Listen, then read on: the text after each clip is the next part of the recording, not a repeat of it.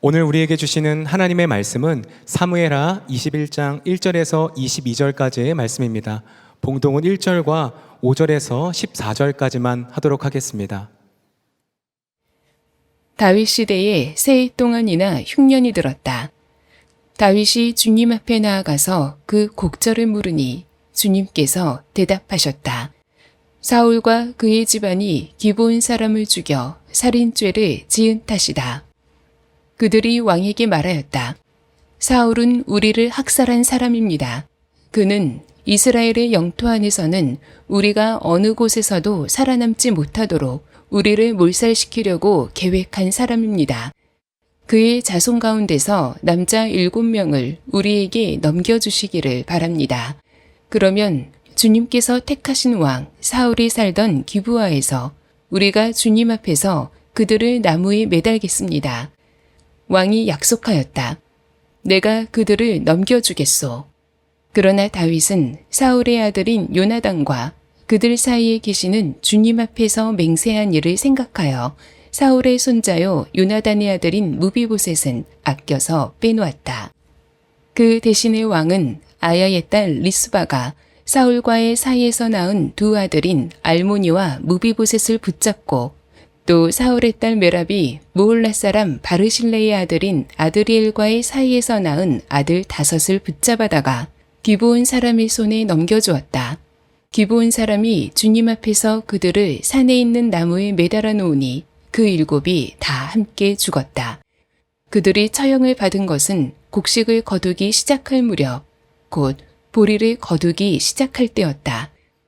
그때에 아야의 딸 리스바가 굵은 배로 만든 천을 가져다가 바위돌 위에 쳐놓고 그 밑에 앉아서 보리를 거두기 시작할 때로부터 하늘에서 그 주거미로 가을비가 쏟아질 때까지 낮에는 공중의 새가 그 주거미에 내려앉지 못하게 하고 밤에는 들짐승들이 얼씬도 하지 못하게 하였다.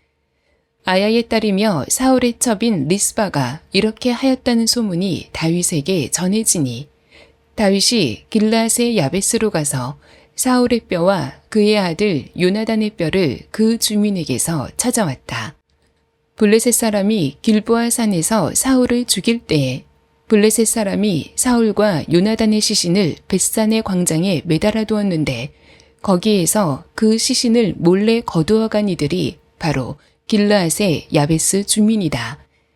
다윗이 이렇게 사울의 뼈와 그의 아들 요나단의 뼈를 거기에서 가지고 올라오니 사람들이 나무에 매달아 죽인 다른 사람들의 뼈도 모아서 사울의 뼈와 그의 아들 요나단의 뼈와 함께 베냐민 지파의 땅인 셀라에 있는 사울의 아버지 기스의 무덤에 합장하였다.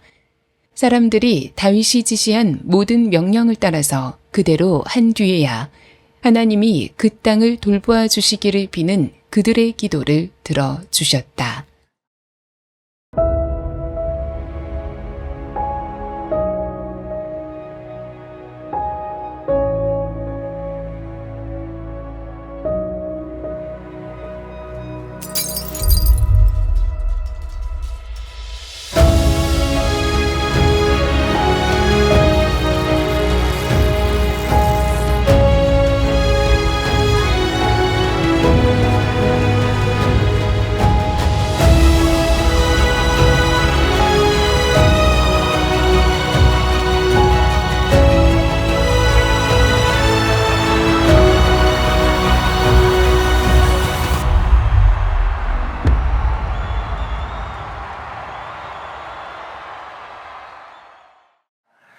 저희 집에 4살짜리 아들이 있습니다. 근데 뭐 당연한 얘기지만 그 아들이 저를 참 좋아합니다. 그래서 아침에 눈을 뜨면 가장 먼저 찾는 게 아빠입니다. 그리고 씻을 때에도 가장 먼저 찾는 게 아빠입니다. 놀 때도 가장 먼저 아빠를 찾습니다. 너무 좋은데 가끔씩은 아빠보다는 좀 엄마를 찾으면 안 될까 싶은 마음이 들 때도 있습니다. 그런데 이 아이가 기가 막히게 엄마를 찾을 때가 있습니다. 그때가 언제냐면 자기가 배고플 때, 그때 엄마를 찾습니다. 그리고 자기가 아프거나 다쳤을 때 제가 더 가까이 있음에도 불구하고 저를 지나쳐서 엄마 품으로 뛰어가서 그 품에 안깁니다. 아무리 어리지만 아는 것 같습니다. 배고플 땐 엄마한테 가야 돼. 다치고 어려울 땐 엄마 품에 가면 그러면 괜찮아져. 여러분, 오늘 우리도 마찬가지입니다. 우리가 죄의 문제로 그 흉년을 당했을 때, 그리고 우리의 영혼 가운데 그 죄가 찾아왔을 때 우리가 달려가야 하는 곳이 있습니다. 그리고 가면 반드시 괜찮아지는 곳이 있습니다. 그곳이 바로 우리 주 예수 그리스도의 십자가입니다. 오늘 본문에서 다윗의 시대에 3년 동안의 흉년이 들었다고 이야기하고 있습니다. 여러분, 흉년은 지금 이 시대에도 큰 재난이지만 농경과 목축업이 주를 이었던 다윗의 시대에 1, 2년도 아니고 3년 동안의 흉년은 정말 국가적인 재난이었을 겁니다.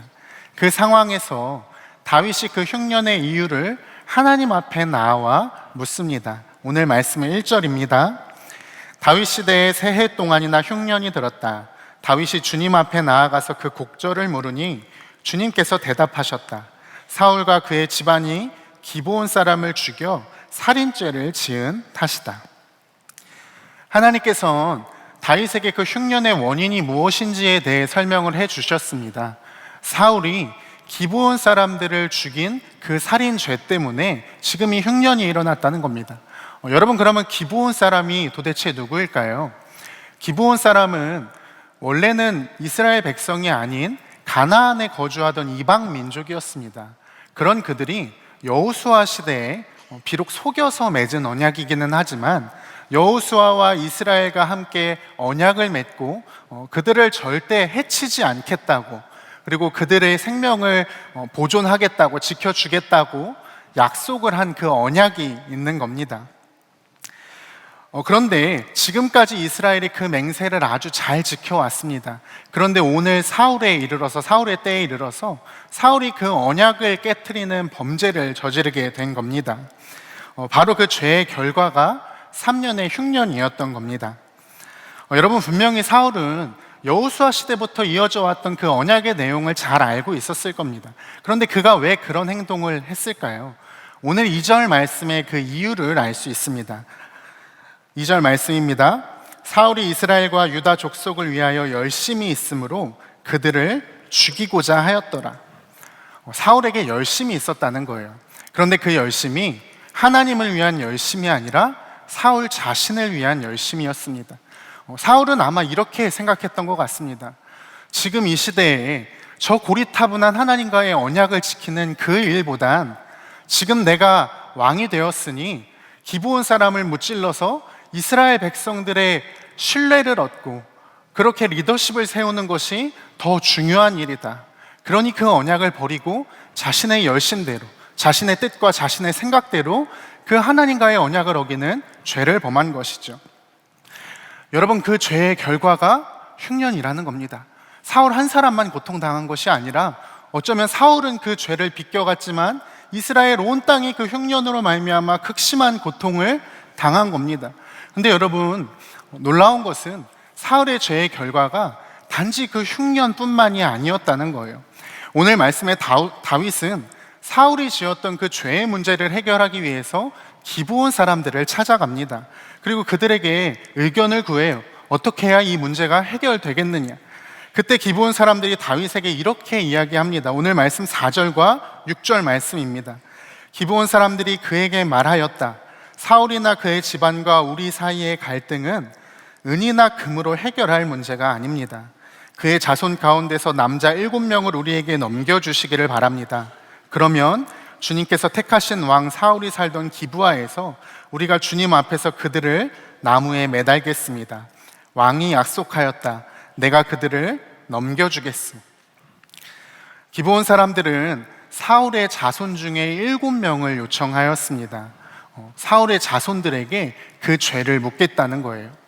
여러분, 여기서 우리 마음에 조금 의문이 드는 것이 한 가지 있습니다.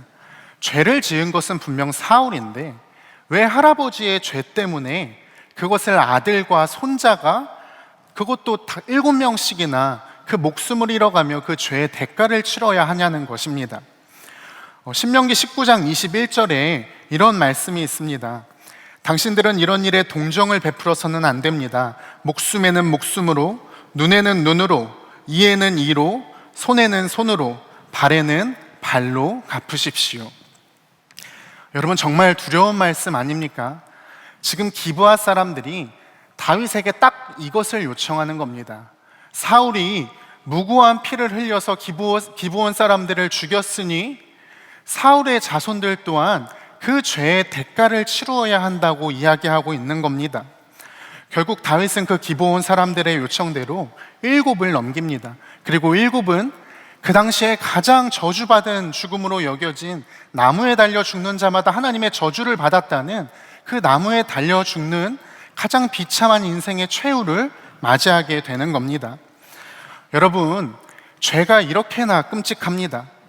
죄는 단지 우리를 멸망시키고 파괴하고 무너뜨릴 그뿐 아니라 우리의 자손들까지도, 우리가 살고 있는 그 땅까지도 멸망시키고 무너뜨리는 것입니다.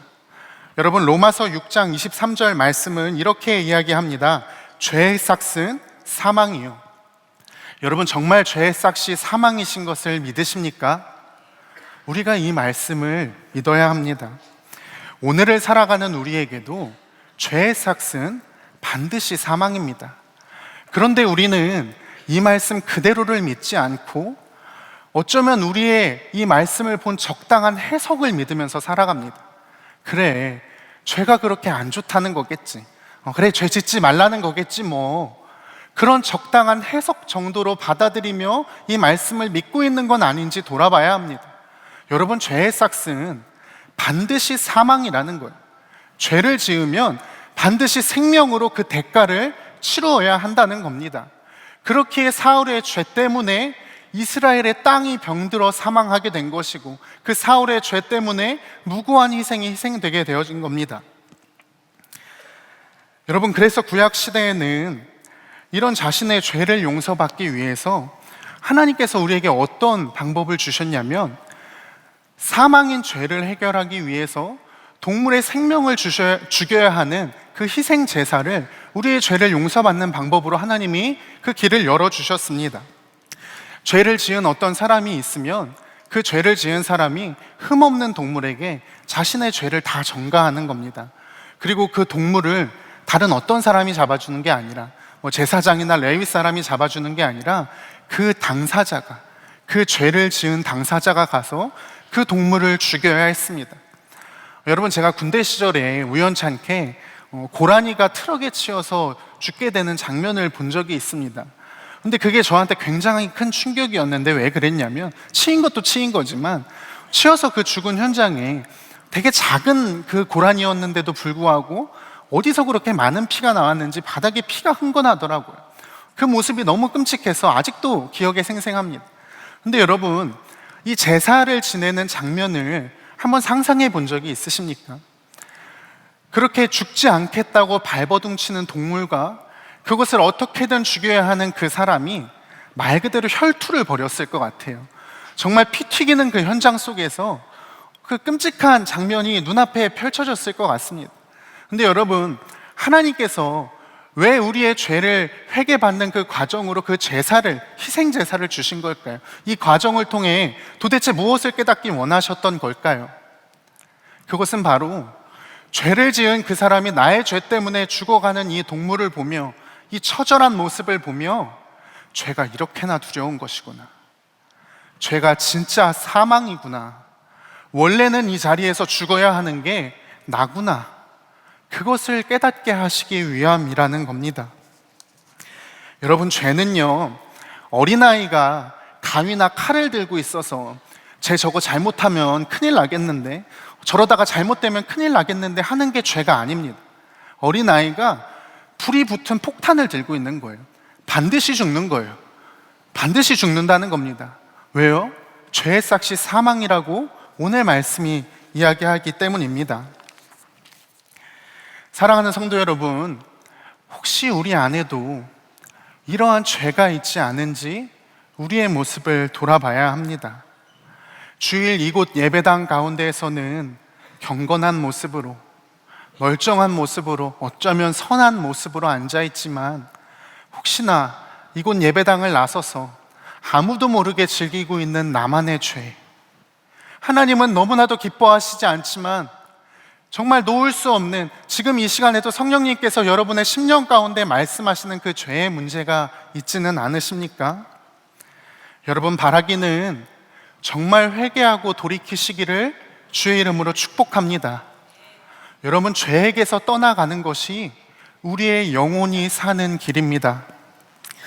오늘 말씀에 이 하나님의 공의가 충족되었습니다. 죄는 사망이기에 반드시 생명으로 해결해야 하는 이 하나님의 공의가 충족된 거예요. 죄를 지은 사울의 자손들의 피가 그 땅 가운데 뿌려졌어요. 그런데 오늘 말씀에 정말 우리가 주목해야 할 점은요, 이렇게 사울의 자손이 죽었음에도 불구하고 이스라엘 땅에 진정한 회복이 임하지를 않는다는 거예요. 사울의 자손들이 다 죽었더니 마침내 이스라엘의 땅이 회복되고 비가 내렸더라로 오늘 말씀이 끝나지가 않는다는 겁니다. 그렇다면 언제 그 땅에 진정한 회복이 일어났을까요? 죄인인 사울을 벌하시는 하나님의 그 공의, 그러나 동시에 그 사울까지도 사랑하시고 긍휼히 여기시는 그 하나님의 사랑이 임한 순간이었습니다. 오늘 말씀을 보겠습니다. 10절 말씀입니다. 그때 아야의 딸 리스바가 굵은 배로 만든 천을 가져다가 바위돌 위에 쳐놓고 그 밑에 앉아서 보리를 거두기 시작할 때로부터 하늘에서 그 주검 위로 가을비가 쏟아질 때까지 낮에는 공중의 새가 주검 위에 내려앉지 못하게 하고 밤에는 들짐승이 얼씬도 하지 못하게 하였다.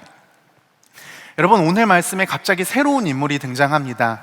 리스바라는 여인이에요. 이 여인은 우리가 읽었듯이 오늘 말씀에서 2명의 아들을 하루아침에 잃어버린 여인입니다. 여러분, 이 여인의 마음이 얼마나 고통스러웠겠습니까? 그래서 그 여인이 그 고통 가운데 자신의 아들들인 달린 그 나무 밑에 자리를 펴고 앉습니다. 그리고 장장 6개월의 시간 동안 낮에는 새가 와서 그 시신을 훼손하지 못하게 하고 밤에는 들짐승이 와서 그 시신을 물어가지 못하도록 그 앞에서 지키고 있습니다. 여러분, 정말 대단한 사랑이지요. 그런데 그 사랑 이야기, 그 여인의 이야기가 다윗의 귀에 들어갑니다. 그리고 하나님께서는 그녀의 그 사랑을 사용하셔서 다윗의 마음을 움직이세요. 다윗으로 하여금 죽임당한 그 7명의 시신뿐 아니라 저 멀리 길르한 야베스에 버려놨던 사울과 요나단의 그 뼈마저 다시 불러 모아서 잘 장례를 치를 수 있도록, 그렇게 자비를 베풀 수 있도록 그 다윗의 마음을 바꾸어 주십니다. 여러분, 사실 선왕이었던 사울의 뼈가, 그리고 그의 아들이었던 요나단의 뼈가 정말 저 멀리 길르한 야베스에 그냥 방치되어 있는 일은 사실 있을 수가 없는 일입니다.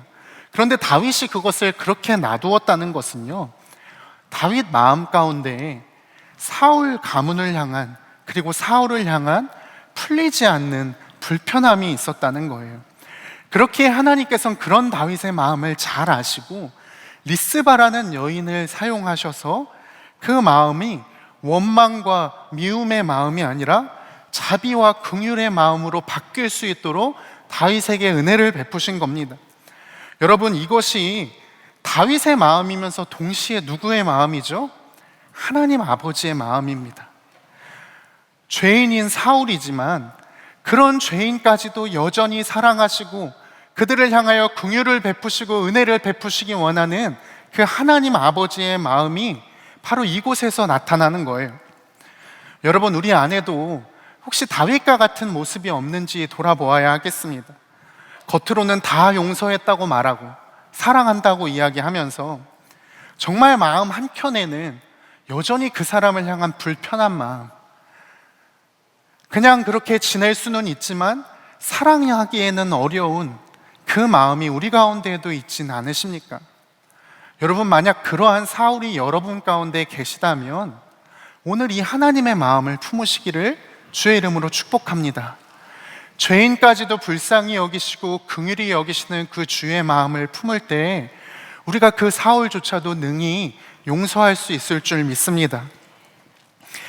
이제 오늘 말씀에서 가장 놀라운 장면이 펼쳐집니다. 바로 14절의 장면이에요. 제가 읽어드리겠습니다. 사울의 뼈와 그의 아들 요나단의 뼈와 함께 베냐민 지파의 땅인 셀라에 있는 사울의 아버지 기스의 무덤에 합장하였다. 사람들이 다윗이 지시한 모든 명령을 따라서 그대로 한 뒤에야 하나님이 그 땅을 돌보아 주시기를 비는 그들의 기도를 들어주셨다. 아멘. 사랑하는 성도 여러분, 죄인인 사울을 벌한 하나님의 공의와 그러나 그럼에도 불구하고 그런 사울을 긍휼히 여기시고 불쌍히 여기셨던 그 하나님의 사랑이 만난 지점, 그때에 이스라엘 땅의 온전한 회복이 시작되었습니다. 그렇다면 우리의 삶에서 지금 오늘날 우리의 현실 가운데서 이 하나님의 공의와 하나님의 사랑이 만난 그곳이 어디입니까? 바로 예수 그리스도의 십자가입니다. 여러분, 하나님께서는 죄인인 저와 여러분들을 너무나 사랑하셔서 하나뿐인 자신의 독생자 예수 그리스도를 이 땅 가운데 보내주셨습니다. 그리고 그 예수 그리스도에게 마치 동물에게 우리의 죄를 모두 다 전가하듯이 우리 모두의 죄를 다 담당시키셔서 그 예수 그리스도를 십자가에서 죽이시고 또 부활하심으로 우리의 모든 죄를 용서하셨습니다. 여러분, 십자가는요, 죄는 반드시 죽음으로 처리해야 한다는 그 하나님의 공의와 그럼에도 불구하고 그 죄인을 포기할 수 없어서 끝까지 사랑하시는 그 하나님의 사랑이 만나는 그곳입니다. 여러분, 그렇기에 오늘을 살아가는 우리가 어떠한 죄가 있든지, 우리가 어떠한 죄인의 모습으로 살아가든지, 또 우리가 그 죄로 인하여서 인생에 어떠한 흉년을 경험하고 있든지, 우리가 그 십자가 앞에 나아가기만 하면 우리는 모든 죄에서 용서받고 또 죄로 인한 모든 흉년 가운데서 완전한 회복을 경험하게 될 줄 믿습니다. 사랑하는 성도 여러분, 우리의 삶 가운데도 어쩌면 사울과 같이 하나님의 언약을 저버리는 죄를 짓고 살아가지는 않으십니까? 또 그 죄로 인한 인생의 흉년을 겪고 살지는 않으십니까? 가정과 공동체에서 하나님의 말씀대로, 하나님의 언약대로 사랑하고 존중하고 배려하기보다는 사울처럼 나의 열심에, 나의 기분과 나의 마음대로 행하며 살아갈 때 우리는 가정에서 흉년을 경험하게 돼요. 말씀은 분명 자녀를 주의 말씀으로 양육하고 훈계하라고 했지만 내 생각대로, 지금은 어리니까, 수험생이니까, 이제 다 컸으니까 그렇게 내 생각대로 양육할 때 우리는 자녀의 문제 가운데 흉년을 경험하게 되는 겁니다. 직장과 사업장에서 하나님의 말씀은 분명 정직하고 거룩하라 하셨지만 나의 생각대로 살아갈 때, 또 어떤 분들은 질병과 인생의 어려움 속에서 우리 주님은 분명 소망을 잃지 말라 말씀하셨고 믿음으로 기도하라 말씀하셨지만 내가 보기엔 이미 다 틀린 것 같고 끝난 것 같은 그 상황에 주저앉을 때 우리는 극심한 영적인 흉년을 경험하게 되는 겁니다.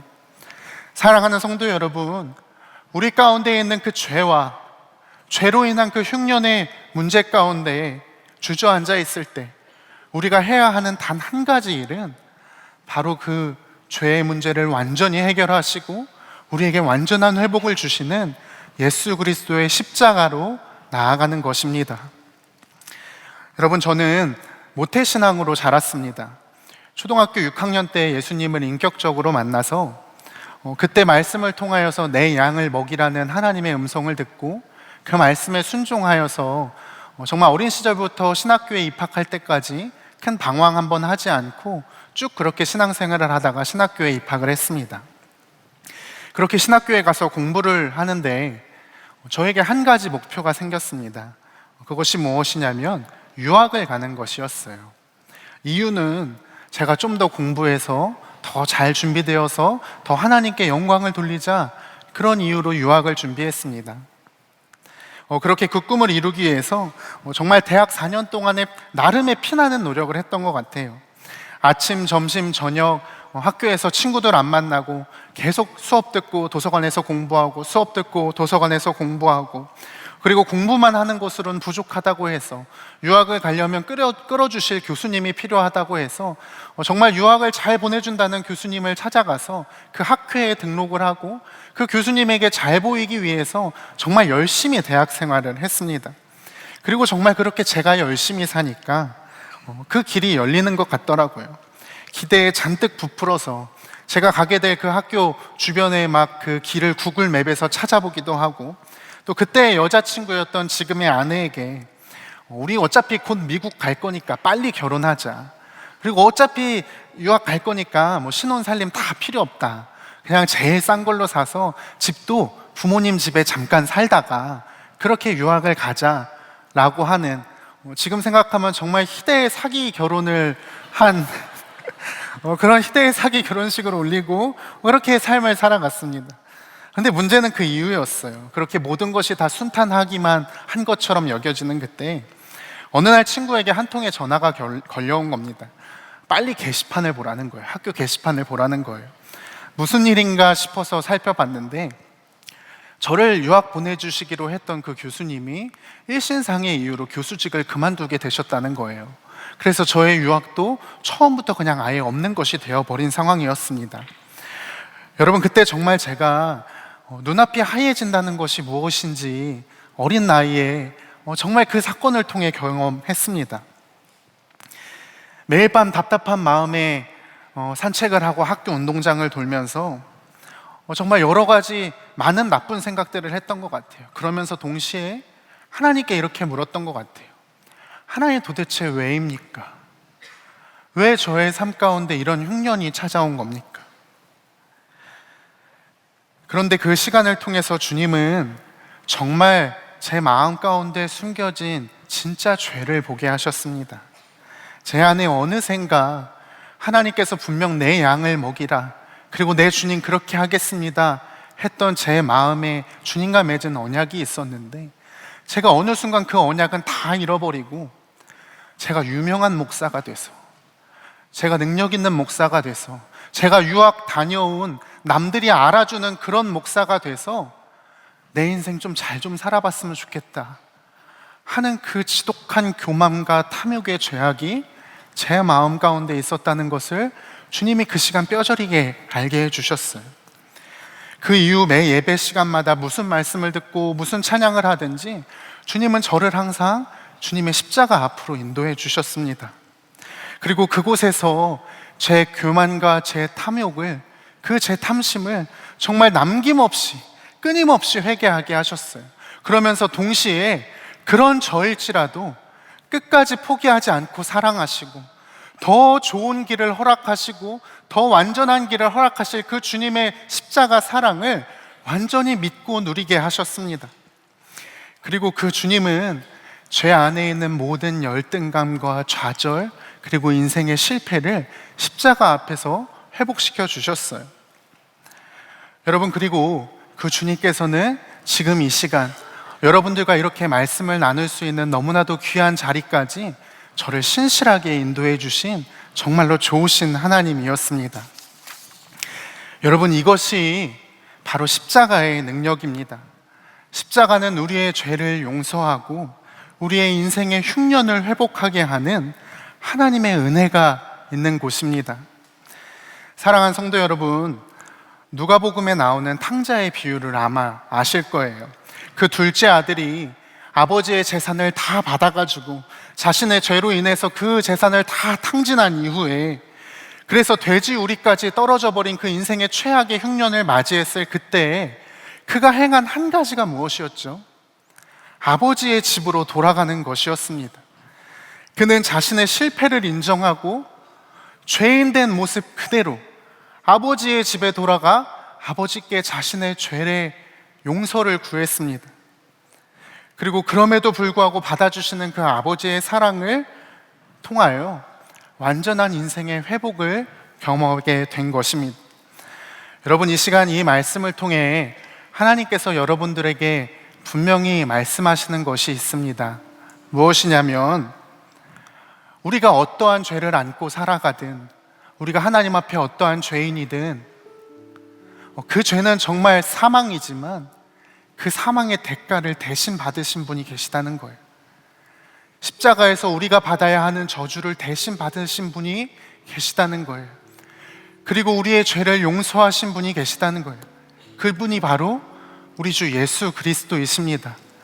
그리고 우리의 삶 가운데 나의 부족함과 나의 죄로 인한 모든 흉년의 자리마다 우리가 그 주의 십자가의 능력에 의지하여 나아가기만 하면, 정말 주님 앞에 그 죄를 회개하고 주의 그 사랑을 붙잡기만 하면 그 모든 흉년의 자리는 회복된다는 겁니다. 반드시 그 소망의 비가, 약속의 비가 우리의 삶 가운데 내린다는 거예요. 사랑하는 성도 여러분, 우리가 이 말씀을 기억하며 이 시간 함께 기도하기 원합니다.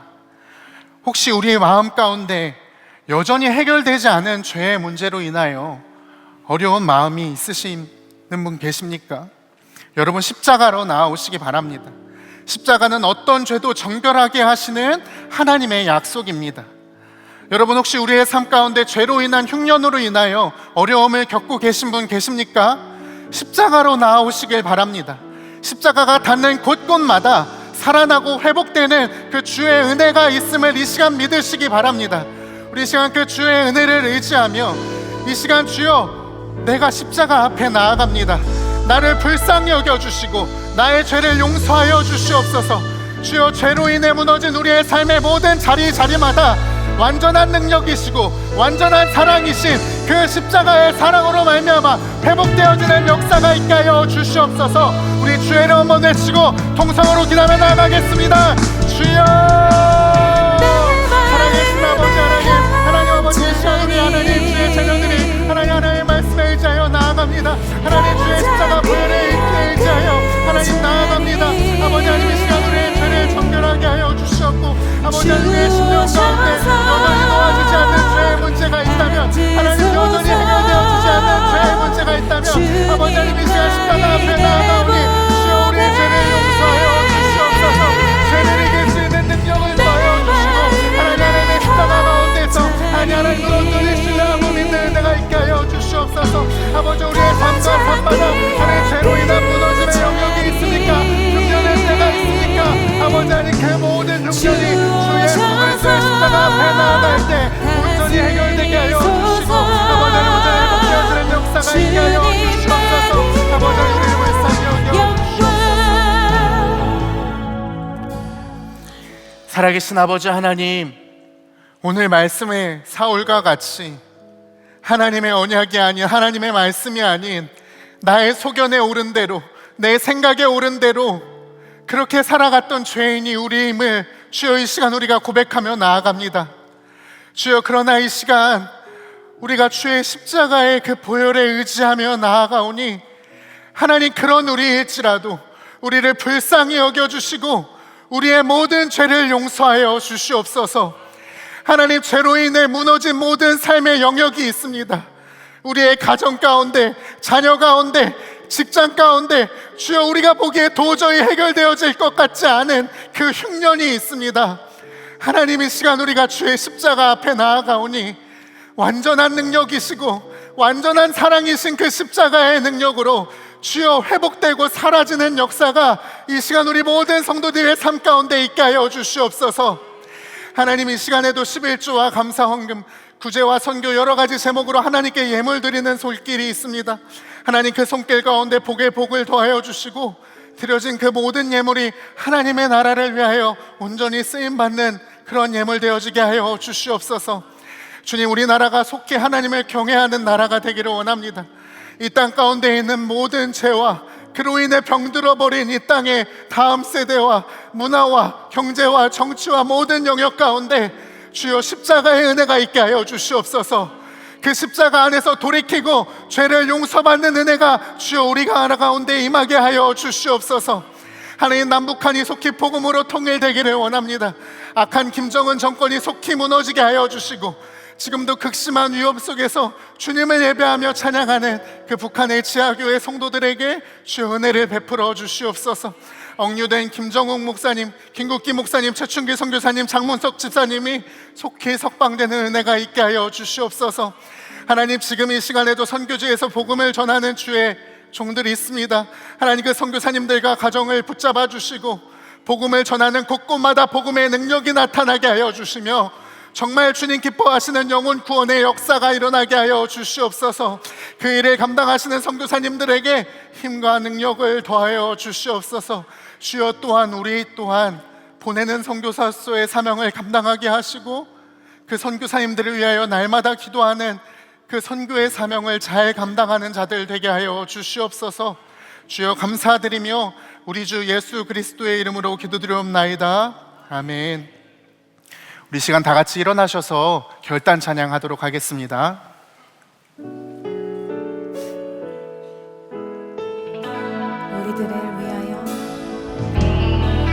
우리들을 위하여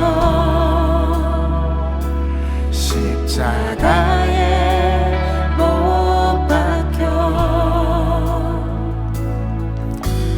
모든 죄를